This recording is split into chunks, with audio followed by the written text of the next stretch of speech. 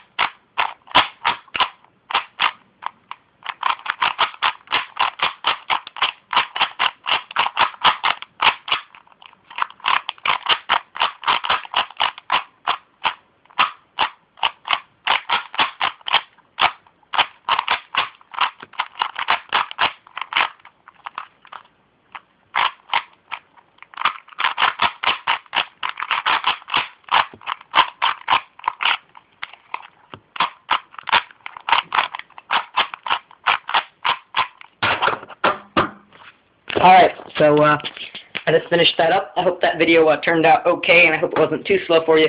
I haven't solved the cube in a long time, so I don't know. And I also know that I didn't ever finish my Rubik's Cube tutorial that I tried posting a long while ago.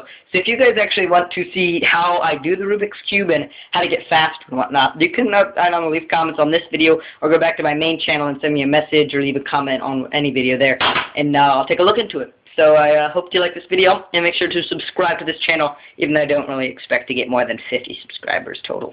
So I'll see you guys later.